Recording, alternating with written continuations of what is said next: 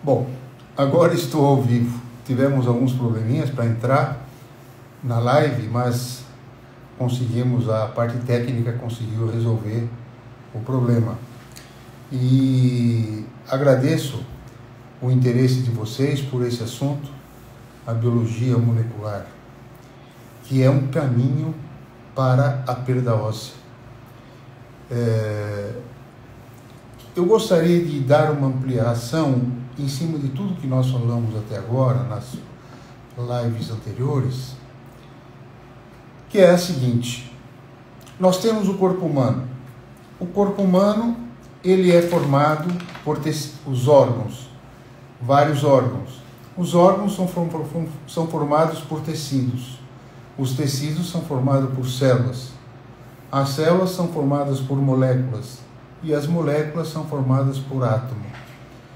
O átomo, inicialmente, nós podemos dizer que é a unidade da matéria, embora já conhecemos outras partículas subatômicas que são menores que o átomo, mas isso é um outro assunto, não é o assunto de hoje. Então veja, no oceano primordial, onde as proteínas estavam na água, e houve então uma tempestade com raios sobre o oceano, o raio foi a energia que catalisou a união de algumas proteínas para formar o primeiro ser unicelular, uma bactéria. Então, esse primeiro ser unicelular, ele tem apenas a membrana citoplasmática. Ele não tem um núcleo. Todo o material estava inserido, então, um bolo dentro desse conjunto, aonde era circundado pela membrana celular. Nós observamos que no decorrer das épocas, a própria biologia celular, ela foi se especializando em melhorar as condições celulares para as células que formam o nosso corpo. Porque uma bactéria, por exemplo, ela não tem núcleo, e nós chamamos ela de procariotes. E as nossas células, com o avanço de tecnologia, já apresenta uma membrana citoplasmática e apresenta um núcleo. E dentro desse núcleo, guardado o nosso genoma. Então, o nosso genoma, que está dentro do núcleo de todas as células, para cada órgão, essa célula tem que fabricar uma proteína. Se por uma razão houver mutação de um gene, essa célula não produzirá mais a proteína certa, produzirá a proteína errada, e a célula vai parar o seu metabolismo. Então, eu gostaria de comentar que é algo muito importante, é que um gene, ele não é um pauzinho só, um geninho, não. Um gene, ele é igual a 30.000 nucleotídeos. Um gene, por exemplo, é grande. E a molécula do nosso genoma tem 6 bilhões de genes. E cada gene tem 30.000 nucleotídeos. Se cada gene tem 30.000 nucleotídeos, vários nucleotídeos desse gene podem gerar mutação. E a hora que gera a mutação, gera a proteína diferente. Então nós dissemos que no caso da perda óssea, acontece o quê? O osso tem a cortical externa, essa cortical é formada por células, e entre as corticais existem as células da medula óssea.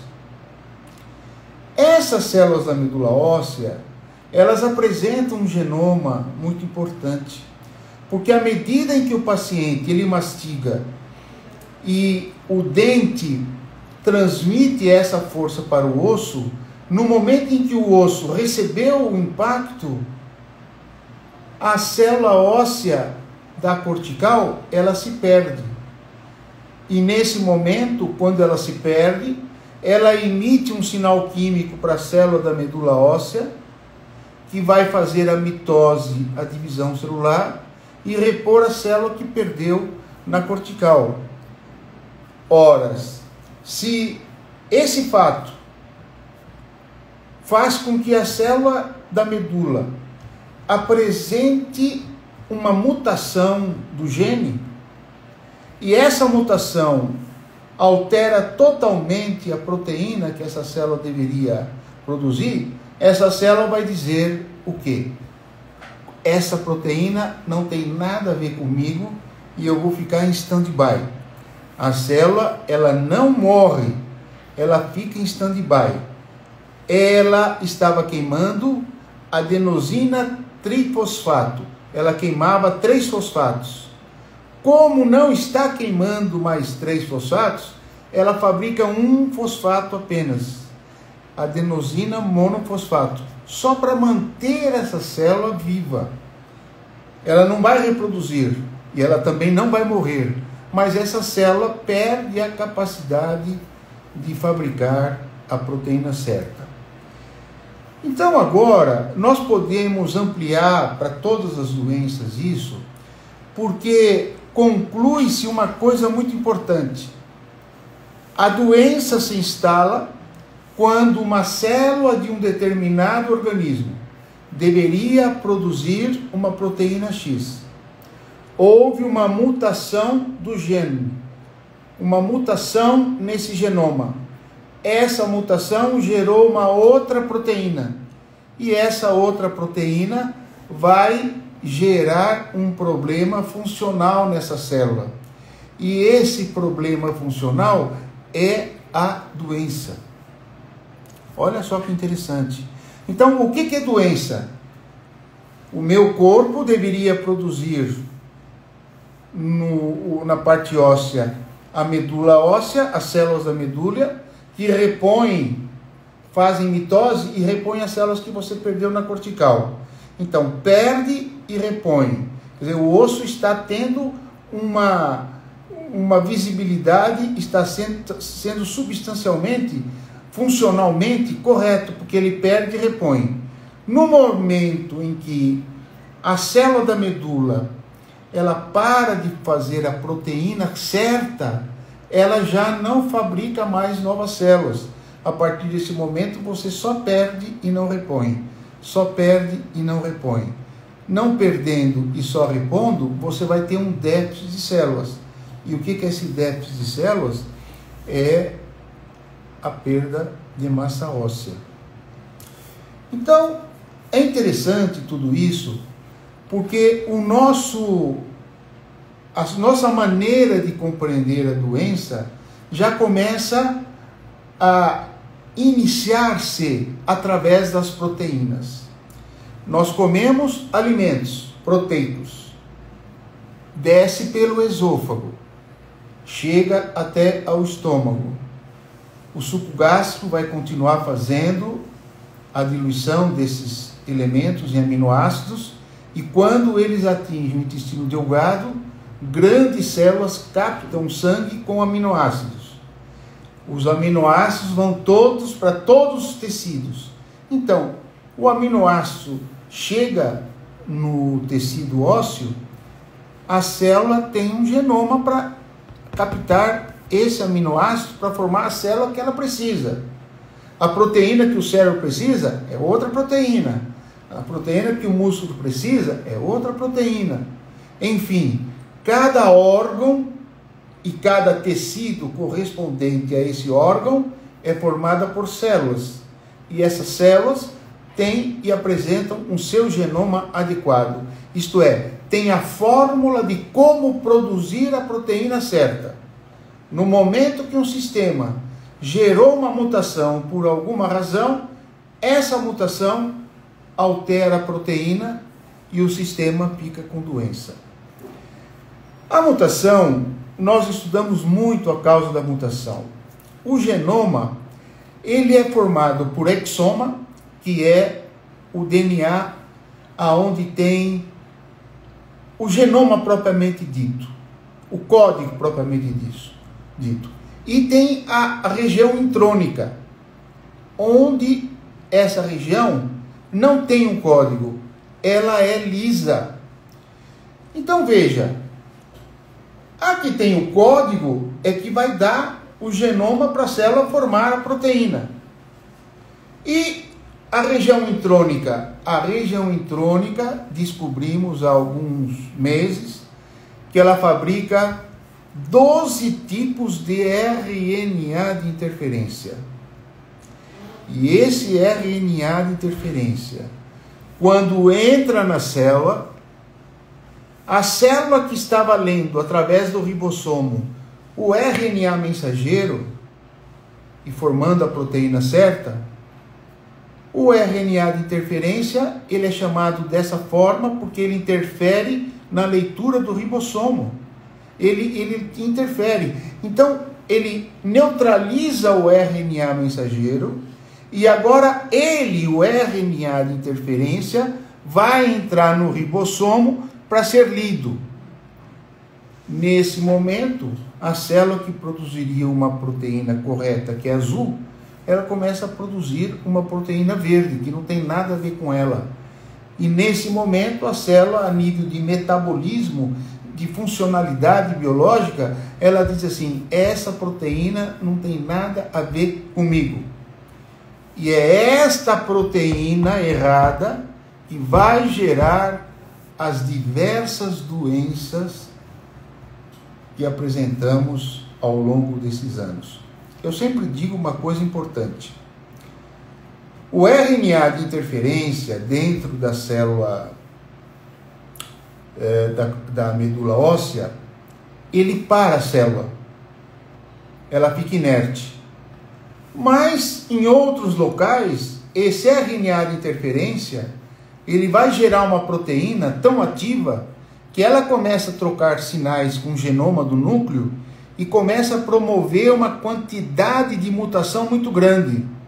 E essa célula, com essas mutações muito grandes, é levada a se multiplicar muito rapidamente, gerando o câncer. Então veja, se por um lado o RNA de interferência na parte óssea deixa a medula óssea inerte, no câncer, em outros órgãos, esse mesmo RNA de interferência vai gerar alterações e produzir o câncer. Então a célula começa a se multiplicar muito rapidamente. Então você começa a analisar e ver como é bonito essa biologia molecular. Um RNA de interferência deixa uma célula inerte, ela não se multiplica.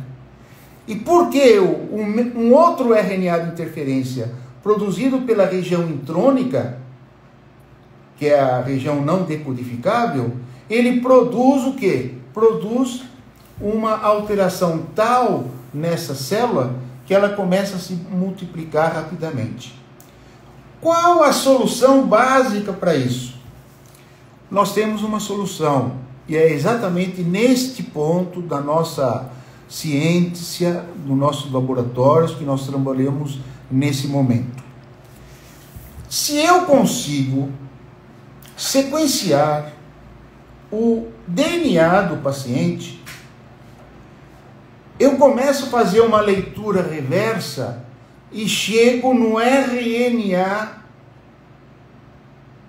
que deu origem a esse DNA.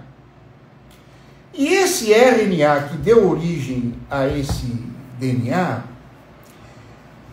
ele tem uma qualidade importante, porque eu começo a fazer um sequenciamento do RNA desse paciente, que é o mesmo sequenciamento do RNA mensageiro que o ribossomo estava lendo.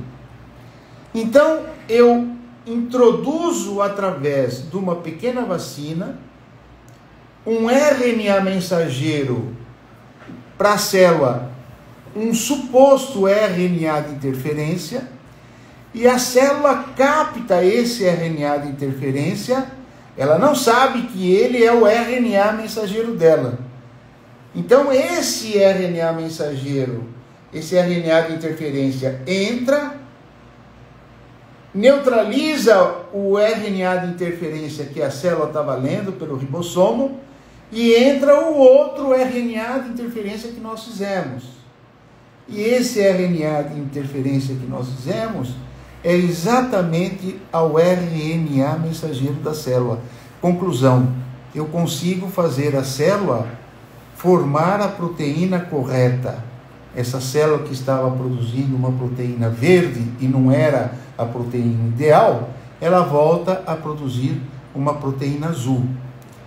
Então, essa sopa de letrinhas, adenina, timina, guanina, citanina, no caso do DNA, com uracil, no caso do RNA, pela timina, nós temos várias maneiras de fazer uma prevenção no sequenciamento dessa pessoa, no sentido de identificar as áreas que teve a mutação gênica. E um detalhe, não se esqueçam disso. A mutação gênica, o indivíduo diz assim, é um gene que está produzindo uma proteína. Não é um gene, são 30 mil nucleotídeos. Um gene corresponde a 30 mil nucleotídeos. Então, num gene, com 30 mil nucleotídeos, você pode ter várias mutações dentro de um gene. Agora, existe um fato muito interessante. Nós falamos que a sequência do DNA é degenerada. Por quê? Porque muitas vezes uma sequência de 3 genes, cada 3 genes é um aminoácido. Cada 3 genes é um aminoácido. No momento em que você altera a formação desse gene, você vai ter a alteração na fabricação da proteína que o organismo precisa. Por exemplo, nos pacientes de Alzheimer, nós temos uma proteína que quando você está pensando, o que está acontecendo? Ela tem uma proteína que capta o pensamento, o elemento, através de uma despolarização de membrana. O que é positivo fora vem para dentro, e o que é negativo dentro vem para fora. Corre. E o correr é essa proteína. A falta dessa proteína na célula, o estímulo do pensamento não passa.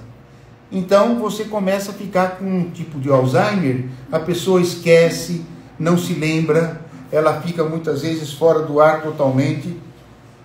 E por que não tem essa proteína? Porque houve uma mutação gênica num genoma dessa célula, do neurônio do paciente, que ele devia produzir uma proteína que iria permitir o estímulo, e não produz mais essa proteína, produz uma outra proteína. Ora, essa verdade é verdadeira. Por quê? Porque se eu conseguir estabelecer e saber qual é o RNA mensageiro dessa célula, eu fabrico um RNA de interferência igual ao RNA mensageiro, introduzo como vacina, e esse RNA de interferência, que na realidade nós sabemos que é o RNA mensageiro, mas para a célula é o RNA de interferência. E evidentemente, a hora que ela lê, ela produz a proteína. Se ela lê, produz a proteína, o que acontece? O estímulo, ele corre corretamente. Então, a genômica hoje, a citogenômica, a citogenética, a biologia molecular, são áreas que estão conseguindo um avanço muito grande, porque nós começamos a entender, nesse momento, por que as doenças. Por que um órgão ficou doente? Porque ele produzia uma proteína certa. Veio um RNA de interferência. Houve uma mutação no gene. O gene produziu uma proteína que não é a mesma. A célula diz, não tenho nada a ver com isso, ela fica parada. O órgão praticamente não se sustenta.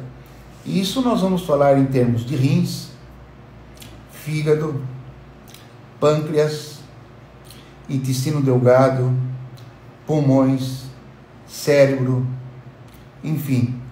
Tudo isso é muito importante nós termos essa compreensão. E um outro fato que eu tenho que comentar com vocês é que quando estabelece a doença na célula, a primeira coisa que acontece é que ela começa a ficar com pH ácido. Então, nós temos aqui, ó, duas células se interagindo no tecido. Cada mão representa uma célula. E as duas têm aqui um mediador, um líquido sinovial, que fica entre as duas células. Entre elas existe troca metabólicas, existe troca de íons, existe troca de informação através da biologia molecular. Se no momento em que essa célula gerou uma mutação, ela fica com pH ácido. A célula com pH ácido, o que ela faz? Ela faz isso, ó. Ela se encolhe. Porque ela sabe que se ela tiver um pH ácido, vai haver um efeito em cascata, um efeito dominó em muitas outras mutações.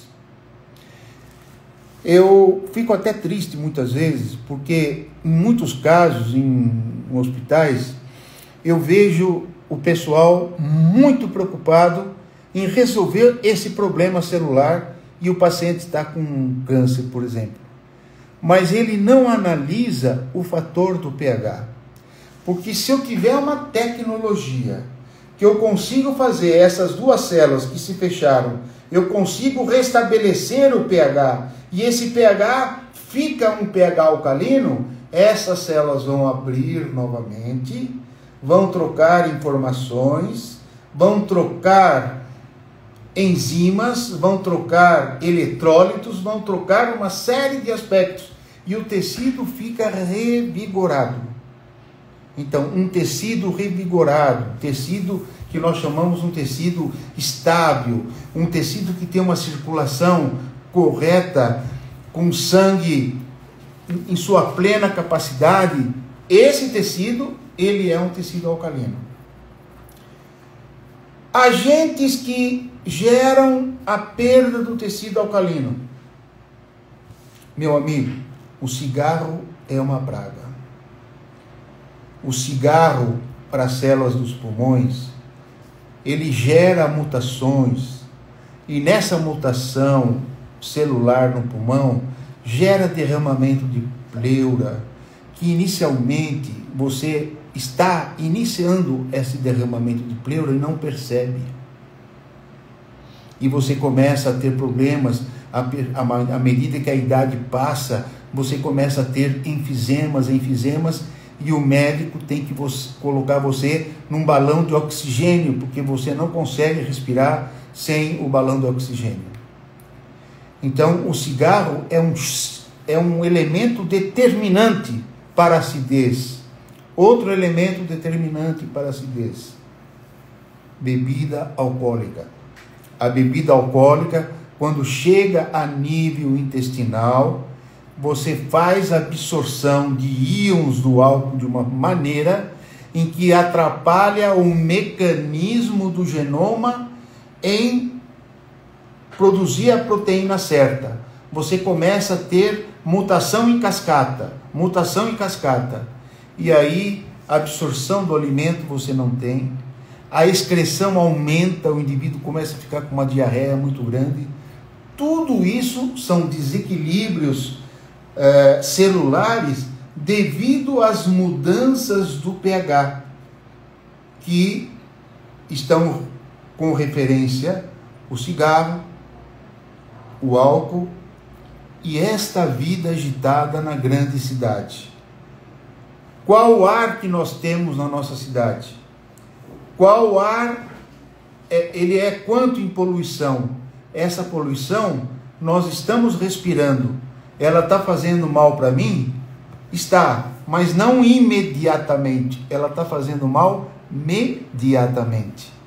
Vai gerando uma mutação aqui, altera a proteína, gera uma mutação ali, gera uma outra proteína, aí você vem, toma o álcool, gera outra proteína, aí você fuma o cigarro, gera outra proteína, e o organismo começa a ser atacado por diversos fatores, que você está numa situação de estresse, recebendo esse fator, e não tem consciência do que está fazendo com a sua vida.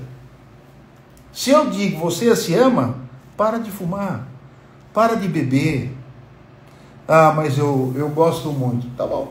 Você vai ter uma vida mais curta, porque você vai ter mutações numa sequência muito grande, e não adianta depois, não tem medicina que resolva o problema. Não tem medicina que resolva o problema. Aí faz a extirpação do órgão. Nós temos hoje órgãos sendo trocados. Aquele órgão que é de um paciente passa para o outro, tem um problema de genoma. O paciente deve tomar alguns remédios para não dar rejeição. Isso ainda é uma agressão para o corpo. O paciente vai melhorar, mas esses medicamentos para não dar rejeição é exatamente isso. O Faustão, ele fez a cirurgia iniciais, depois trocou o rim e houve uma reação negativa do rim que ele colocou.